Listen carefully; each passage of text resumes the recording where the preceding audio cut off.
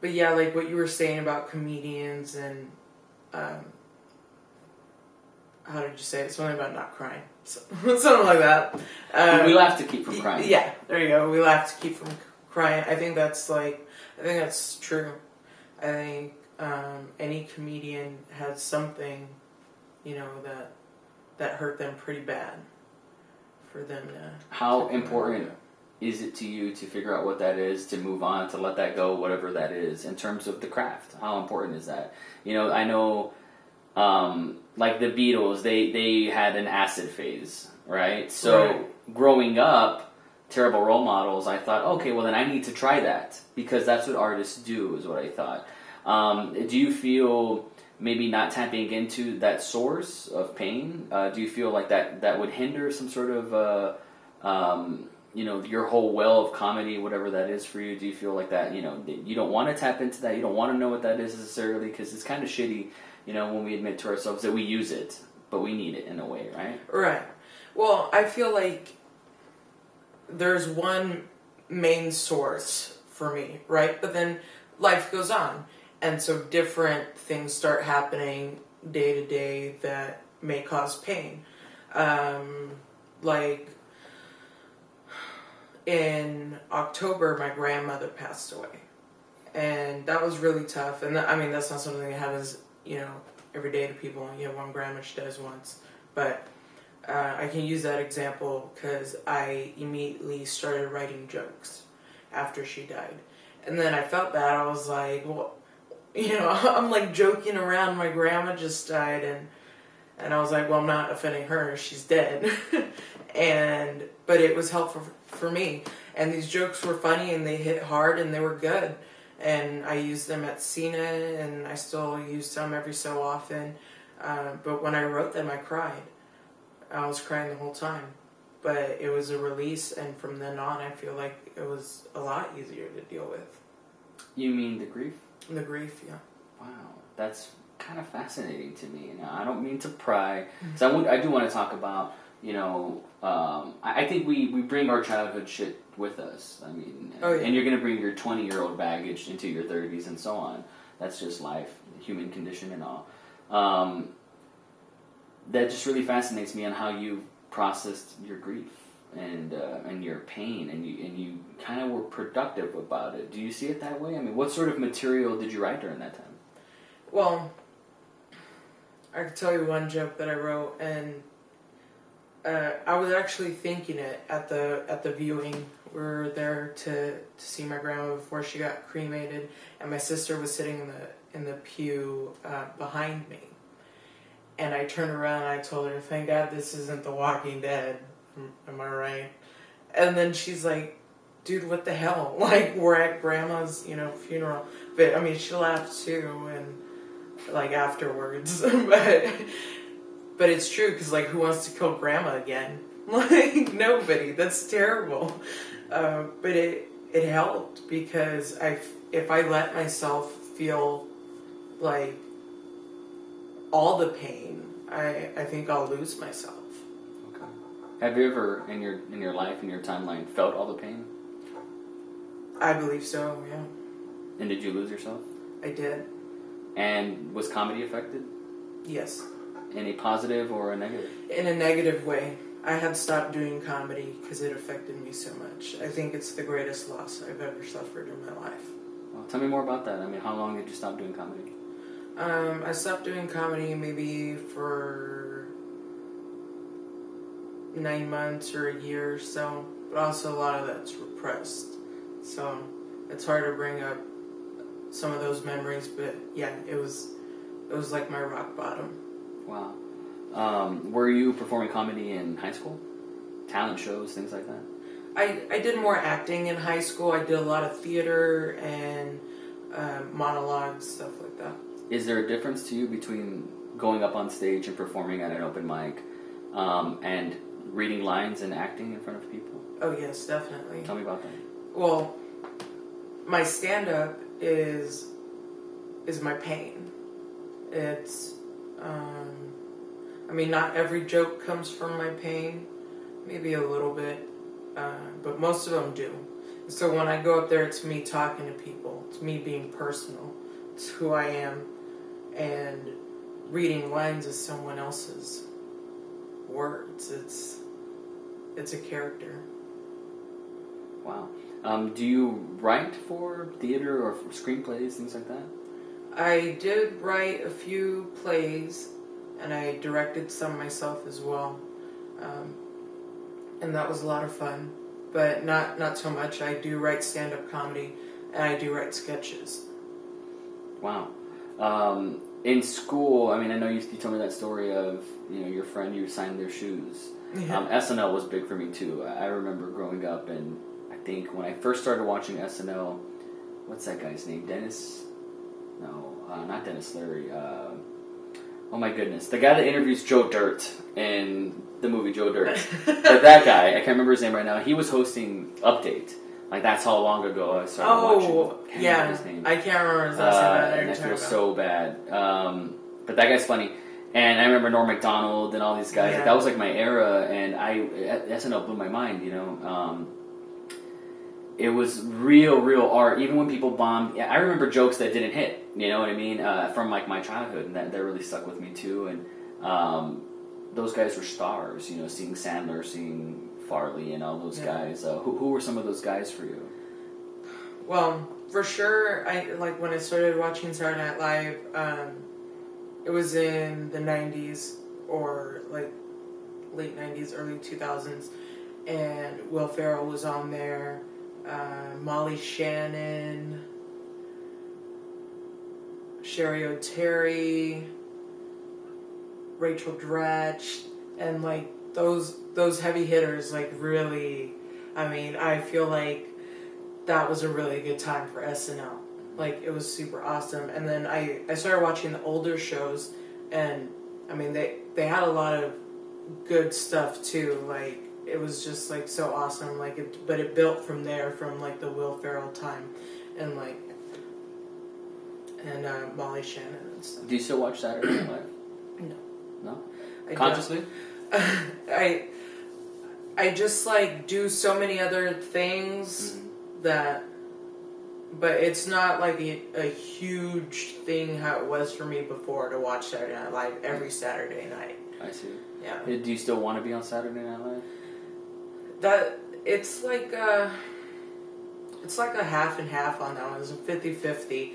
I really wanted to be on Saturday Night Live, and part of me really wants to do it just to prove to myself that maybe I could, and then show everybody that I told for like all those years that I was going to be on Saturday Night Live to do it for that.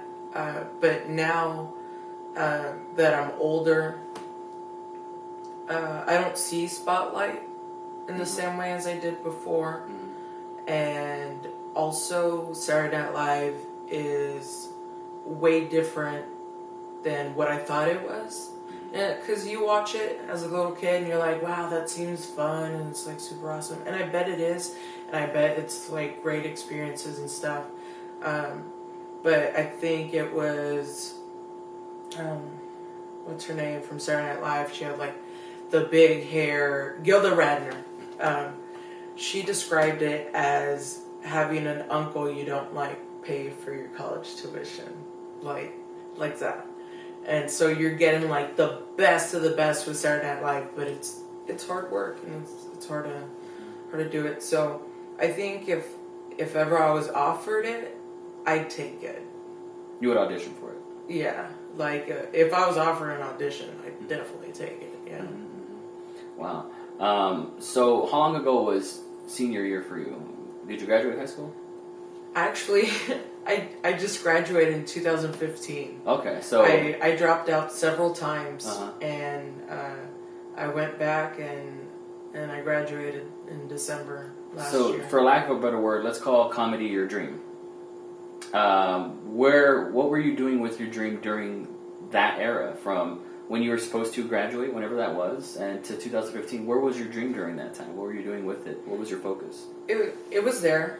It was my focus, definitely, in high school. I would run around the halls, and I had a friend who would always carry his camera around, and he would just, follow me and record me, and I would, yell stuff in the hallways, or we did this one thing where we would set up and I would start bawling on somebody's shoulder, we'll be fine, and then just turn around and hug them and just start bawling in the hallway, and then we would move on like nothing happened. We would do that. Extreme. Yeah.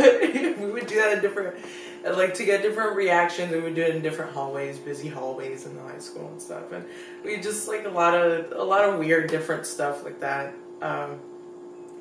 and so the dream was very much alive, and I was very much involved in theater. And I started this one play. It was a postmodern of Romeo and Juliet, and I didn't have a part. I auditioned, but they said they didn't have anything that fit me, so they wrote a part for me. Wow. And I was like... It's the first time I've ever heard that. I was like, what? And so they wrote me in as Queen Elizabeth, and they fit her in to this postmodern. And so that was cool, and I'm always going to be very humbled by that. That is incredible, actually. Wow, I've never heard that before. That's amazing. That sounds like a superhero origin story to me. That's fascinating. Growing up, I didn't know that I was a filmmaker until it hit me one day. But I was very attracted to professional wrestling, like The Rock and all that stuff. I really loved that. It was like seeing these big titans clash, and it's fake or whatever, but it's controlled stunts. They're working with an audience. It's theater. Right. It's a 360-degree theater in real time. And if you fuck up, that's part of the dance, the match. And I love the art of it, and I always saw it that way. And then Jackass came on the scene when I was 12 or 13. And you're telling me about you would go up to random people and just bawl on their shoulders. That sounds very Andy Kaufman, Johnny Knoxville-ish sort of. He was wearing the old man costume sort of thing. That shock factor. It's tell me more about that. Where that comes from? That sounds like that's your particular sense of humor. I think it is. Just going out and doing random stuff, no rhyme, no reason, just shocking people is what I like. And I did enjoy Jackass a lot. I did. There's nothing like it. There's nothing like it. Yeah, what do you call it? A documentary? There's no narrative. It's in a league of its own. Yeah, it is in a league of its own. I think a lot of my jokes do reflect that shock factor. There was one joke, it turned into a joke. And this guy that I told you about in high school, he was... I told everyone about. I'm talking to everybody.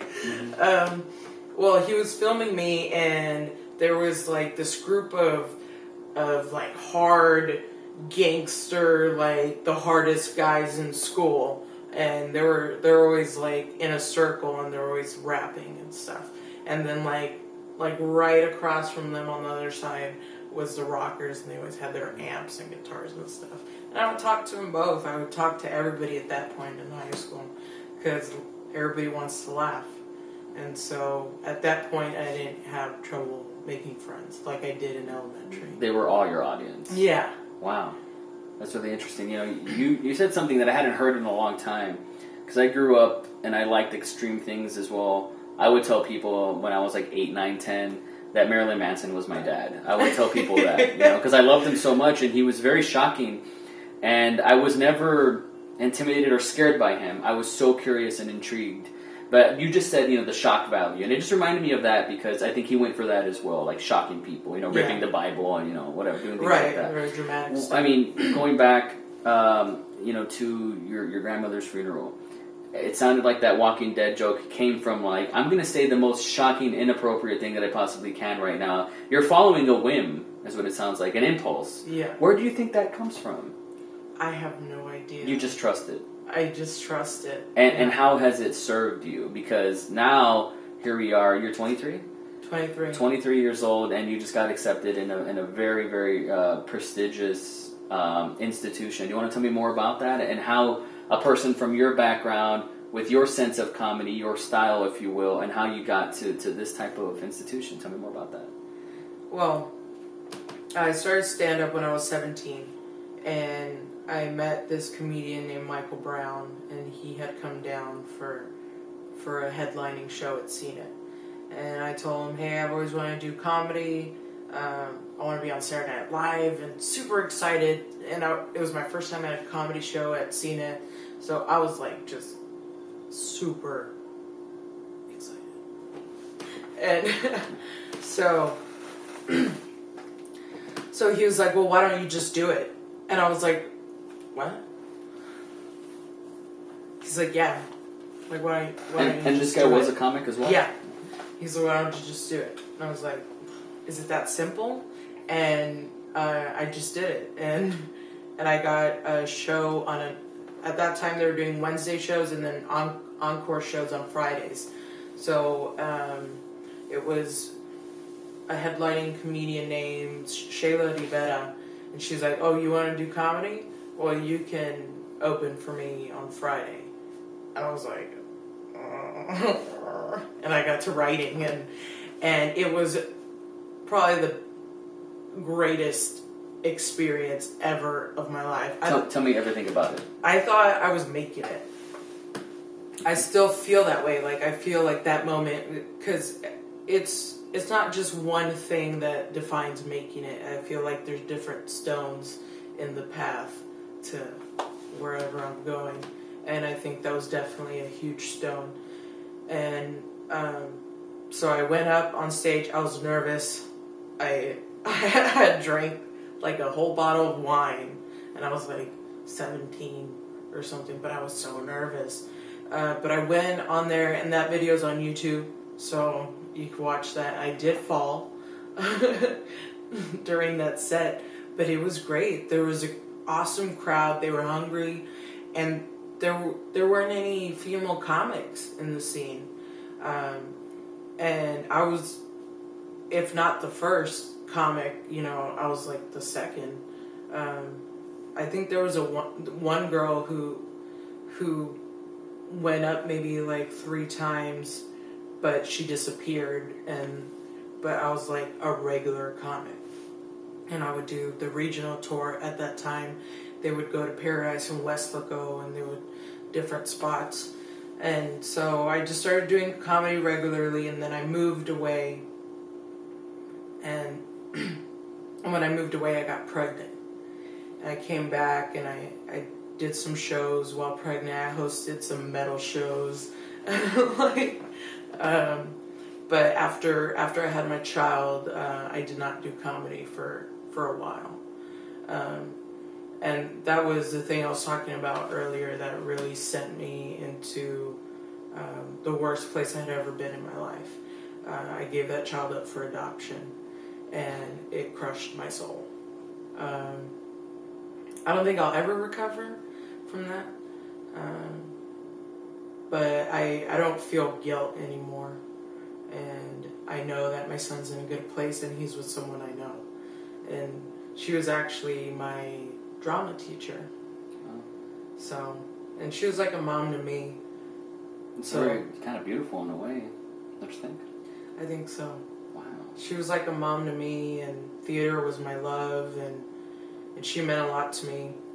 And now she's taking care of my kid, and I feel honored. Wow. I feel like that provides you a lot of, I believe wealth is in the mind, and I think you have a lot of overall life experience for someone at 23 years old. That's crazy. It takes like a level of maturity. I didn't think you were 23. I thought you were my age at least when I saw you on stage, because like your comedy had some wear and tear on it in a good way. It was seasoned. I wrote that set before I went on. Did you? The mic. I wrote it as soon as I got to the venue. I sat and I wrote it. Where does that confidence come from to say, I'm going to go on set and do you know I'm going to kill it, or do you not care? What is that? What is the relationship you have with them that is unspoken that makes them laugh? I think at first I did care a lot, and my comedy suffered because of it, because I cared so much. And then as I got older, I started learning that these things I'm doing are for me.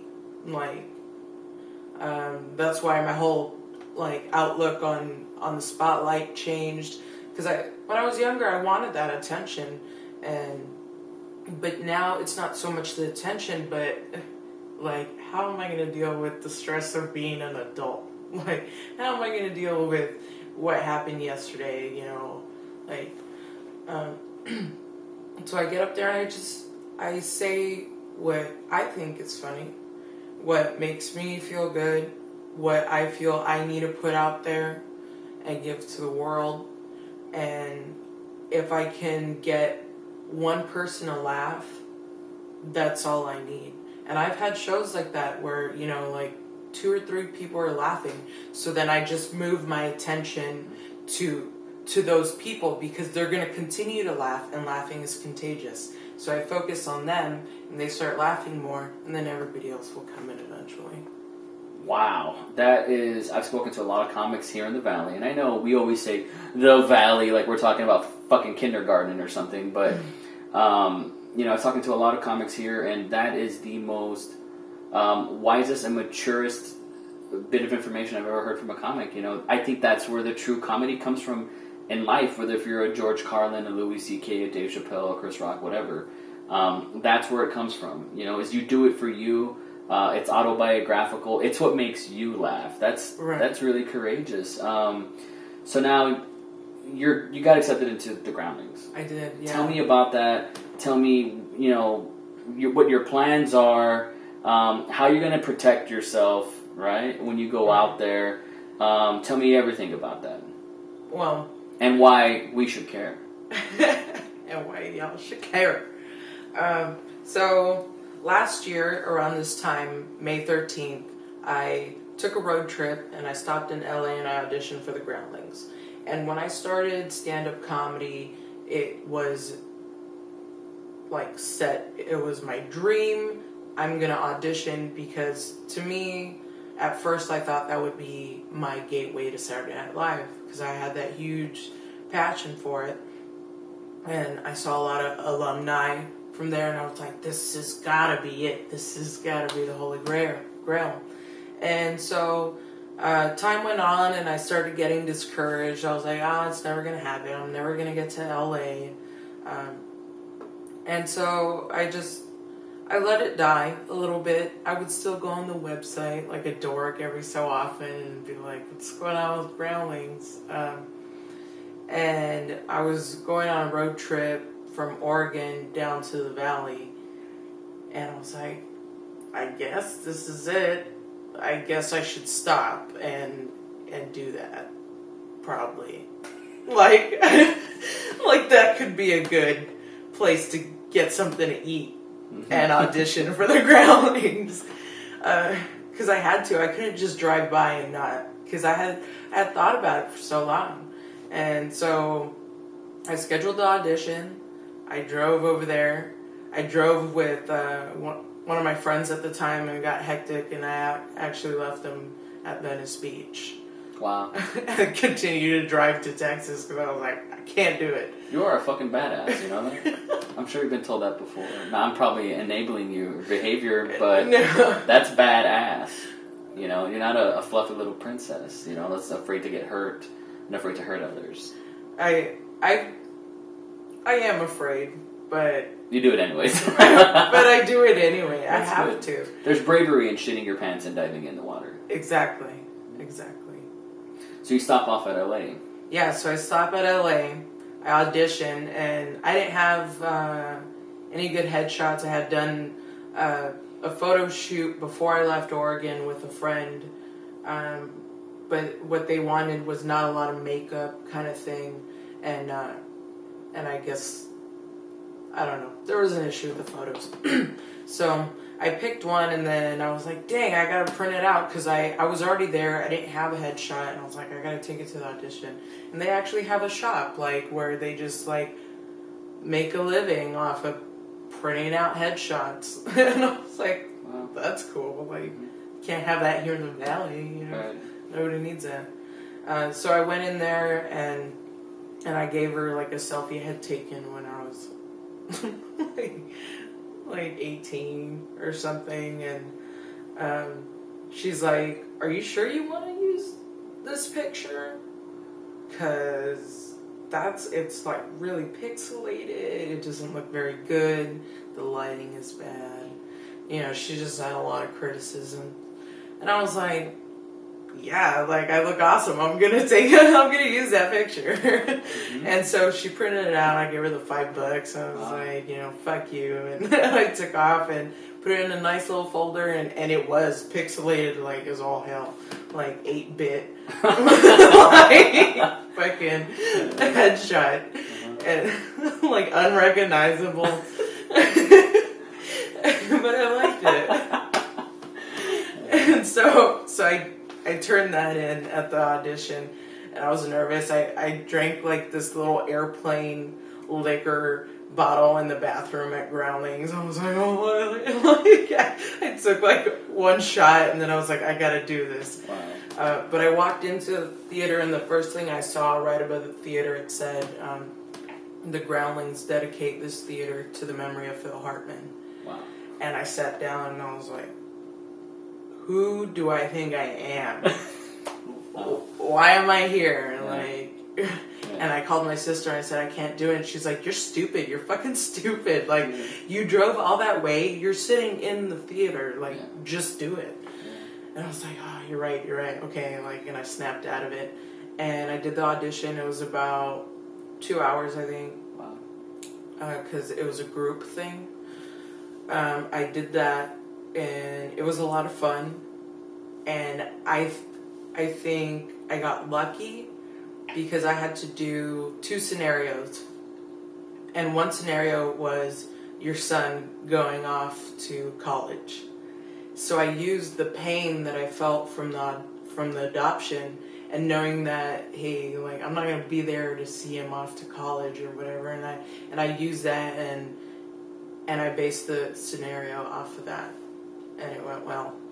And the second scenario was I was a criminal, and my partner was a lawyer, and I had to build a story and then at the end tell what I did, like what made me a criminal. And I was going through a divorce at the time, and so I decided to kill my husband, my ex-husband, in the story. Wow. And so I used that passion and that heat that I felt for that. And those were the 2 scenarios, and I finished that, and I dropped that guy's ass in Venice Beach, and I left because I wanted to be home. Wow. I wanted to come home to the Valley and be with my family. Wow, that's incredible, man. I honestly, I'm not blowing smoke up your ass because what the fuck for? But I feel like I'm in the presence of somebody really, really great, and only you can fuck up your own success. You know, that's good. You know, I think you're in charge, you're in control, and the decisions you've made sacrifices, but that's part of it. That's part of the business, as they say. Yeah. The choices that you made in that audition came from a real raw place. That's what people want to see. That's value. There's value in that and connecting with that. You know, where do you see yourself a year from now, you know, having been there after that, and where do you see yourself afterwards? Well, after a year, I'm not sure. I may still be taking classes at the Groundlings. What I auditioned for was the core track, and those are 3 classes. Basic, intermediate, and advanced. And to complete those is 4 months. So it's like crash course. So my life could change at the end of those 4 months. Mm-hmm. So I don't know. I honestly have no idea where I could land. Best case scenario, they let me audition for Saturday Night Live. Worst case scenario, nothing, because it's gonna be awesome either way. It's gonna be a great experience, and then I'll just keep going. And I think having that on my resume like will help me out later on. Like if I want to, you know, teach theater or improv, something like that. But at this point, I don't know. I'm just like diving in, and we'll see how deep it is later. Wow. Well, thank you, Caroline. That's I think the best note to end this. Thanks for taking time out of your day to talk to a stranger, about these things. It's rare when you come in contact with someone that is pure passion, and I just hope you put it in the right places and the right time, and I think I'm going to see you on TV. Thank you. Thank you. Thank you.